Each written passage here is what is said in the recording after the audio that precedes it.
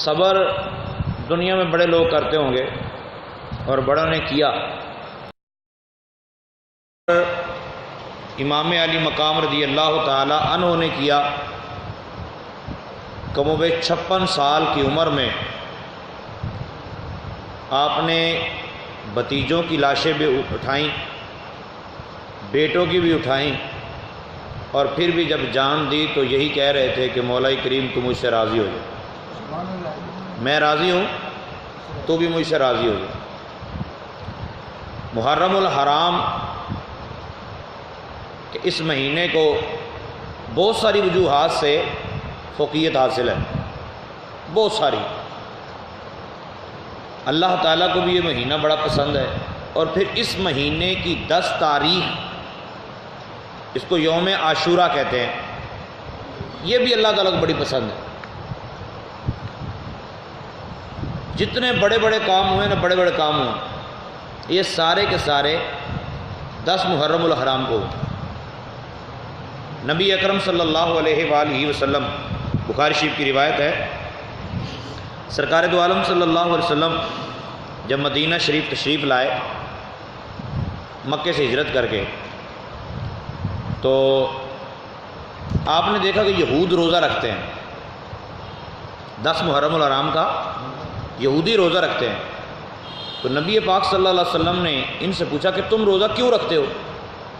وجہ؟ تو انہوں نے یہ عرض کی کہ ہم یہ روزہ اس وجہ سے رکھتے ہیں کیونکہ اس دن یعنی 10 محرم الحرام کو اللہ تعالیٰ نے بنی اسرائیل کو موسیٰ علیہ السلام کے ساتھ فرعون سے نجات عطا فرمائی تھی، ہم اس شکرانے کے طور پر روزہ رکھتے ہیں،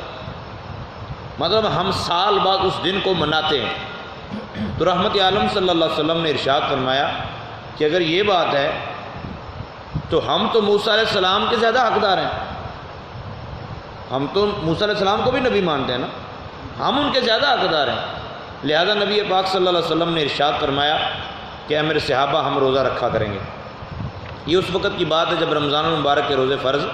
نہیں ہوئے، تو اس وقت تک یوم عاشورہ کا روزہ ویسے بھی لازم تھا، ٹھیک ہے۔ جب رمضان المبارک کے روزے آ گئے تو پھر نبی پاک صلی اللہ علیہ وسلم نے اجازت دے دی کہ جو چاہے محرم الحرام کی 10 تاریخ کا روزہ رکھے، جو چاہے نہ رکھے، یہ نفلی روزہ اب ہے۔ اچھا،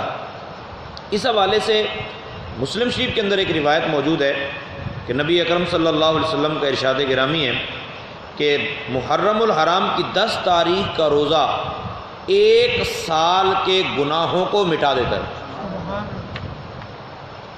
1 سال کے گناہوں کو مٹا دیتا ہے۔ مگر اس میں یہ ذہن نشین رہنا چاہیے کہ اگر کسی بندے کے روزے قضا بھی باقی ہیں، یعنی اس نے روزے رکھنے تھے رمضان المبارک میں نہیں رکھ پایا،